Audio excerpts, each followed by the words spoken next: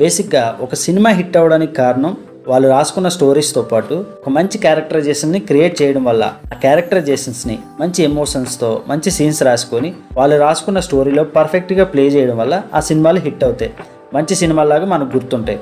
అందుకే మనకి కొన్ని సినిమాల్లో క్యారెక్టరైజేషన్స్ ఇప్పటికీ గుర్తుంటాయి, ఎందుకంటే వాళ్ళంత స్ట్రాంగ్గా క్యారెక్టర్ని రాయడం వల్ల మనకి ఇప్పటికీ ఆ క్యారెక్టర్ పేర్లు గుర్తుంటాయి. సో ఒక మంచి క్యారెక్టర్ని రాయడం ఎలా, ఒక స్ట్రాంగ్ క్యారెక్టర్ని రాయడం ఎలా, మీరు అనుకున్న కథలో ఆ క్యారెక్టర్ తాలూకా హాబీస్ అన్నీ రాసుకోండి, వాడు అలవాట్లు ఏంటి రాసుకోండి.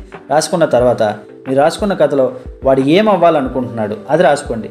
అంటే వాడు ఒక అమ్మాయిని ప్రేమించాలనుకుంటున్నాడా, లేదా విడిపోయిన 2 కుటుంబాలను కలపాలనుకుంటున్నాడా, లేదా వాడు పోలీస్ అయ్యి ఒక మిస్టరీని ఛేదించాలనుకుంటున్నాడా, ఎక్కడో అపాయంలో ఉన్న జనాలందరినీ కాపాడడానికి సేవియర్ అవ్వాలనుకుంటున్నాడా. మీరు రాసుకున్న స్టోరీలో వాడి మోటివ్ ఏంటి, మీరు సృష్టించిన క్యారెక్టర్కి వాడి మోటివ్ ఏంటి అది రాసుకోండి. తర్వాత వాడు అనుకున్నది వాడికి ఎందుకు కావాలి, వాడు అమ్మాయిని ఎందుకు ప్రేమించాలనుకుంటున్నాడు, లేదా కుటుంబాన్ని ఎందుకు కలపాలనుకుంటున్నాడు, వాళ్ళందరికీ సేవియర్గా ఎందుకు మారాలనుకుంటున్నాడు. రాసుకున్న కథలో క్యారెక్టర్ ఏమవ్వాలనుకుంటున్నాడో రాసుకొని తర్వాత అది ఎందుకు అవ్వాలనుకుంటున్నాడు, ఎందుకు విడిపోయిన 2 కుటుంబాలని కలపాలనుకుంటున్నాడు, అసలు వాడు ఎందుకు అది సాధించాలనుకుంటున్నాడు అనేది స్ట్రాంగ్గా రాసుకోవాలి. తర్వాత వాడు ఎలా సాధించాడు, వాడు అనుకున్నది ఎలా సాధించాడు, అమ్మాయిని ఎలా ప్రేమలో పడేశాడు, లేదా ఆ విడిపోయిన 2 కుటుంబాన్ని ఎలా కలిపాడు, సేవియర్గా మారాలనుకున్న వాళ్ళందరినీ ఎలా కాపాడాడు, లేదా ఆ మిస్టరీని ఎలా ఛేదించాడు అనేది మీరు రాసుకోవాలన్నమాట. అంటే మీరు రాసుకున్న మంచి సీన్స్ ద్వారా వాడు అనుకున్న దాన్ని ఎలా అచీవ్ చేశాడు అనే దానికి మంచి సీన్స్ రాసుకొని, మంచి స్క్రీన్ ప్లే రాసుకొని, దానికి మీ క్రియేటివిటీ ఉపయోగించి ఒక మంచి సీన్స్ రాసుకొని